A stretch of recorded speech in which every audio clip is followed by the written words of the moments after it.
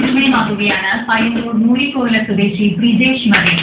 തുടർച്ചയായി കേൾക്കുന്ന വാക്കുകൾ ക്രമം തെറ്റാതെ ഓർത്തു പറയാനുള്ള കഴിവാണ് ബ്രിജേഷിനെ വ്യത്യസ്തനാക്കുന്നത്. മുക്തമടക്കുകയാണ്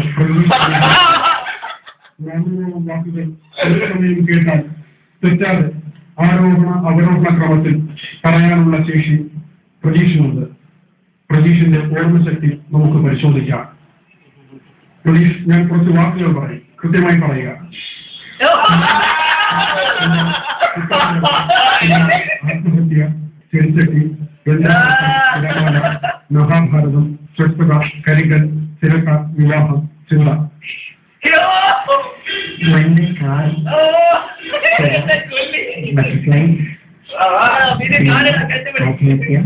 തിരിച്ചിട്ട് എന്റെ സുൽത്താൻ തീര, മഹാഭാരതം, സ്വസ്ഥത, കരിങ്കൽ, വിവാഹം, ചിന്ത.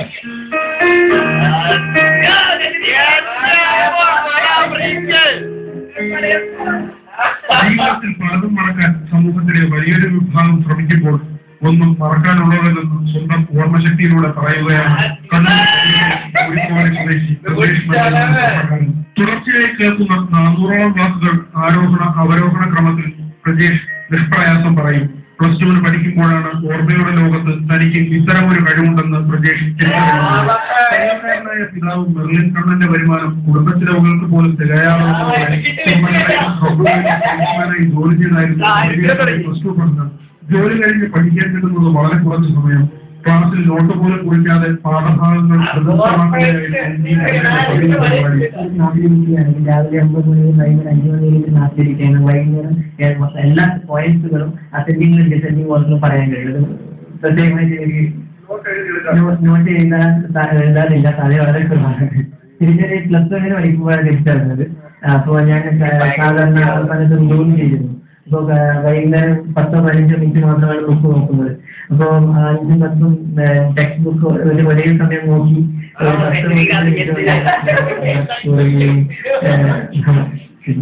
200 വാക്കുകൾ ഒരുമിച്ച് ഓർത്ത് പറഞ്ഞ ഗിന്നസ് റെക്കോർഡ് തകർക്കാനുള്ള ശ്രമത്തിലാണ് ഇപ്പോൾ പ്രജേഷ്. IAS ചെയ്യുന്നുണ്ട്, കൂടാതെ തന്നെ ഓഡിറ്റിംഗ് വർക്കും ചെയ്യുന്നുണ്ട്. ഗിന്നസ് എനിക്ക് ഉറപ്പാണ് കിട്ടുന്നത്, കാരണം അതിന്റെ അപ്രൂവലിനെല്ലാം പോയിട്ടുണ്ട് ഓൾറെഡി.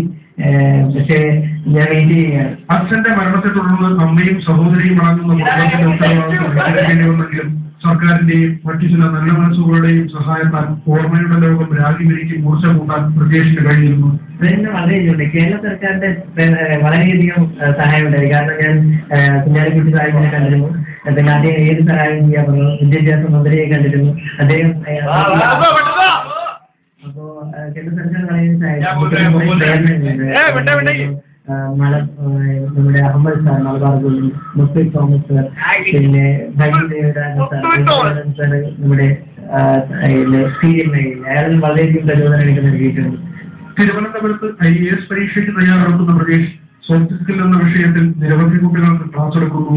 വരുമാനത്തിന്റെ ഒരു ഭാഗം ചിലവിട്ട് പ്രജേഷും സുഹൃത്തുക്കളും അശരണരായവർക്ക് സൗജന്യമായി ഭക്ഷണം വിതരണം ചെയ്യുന്നുമുണ്ട്.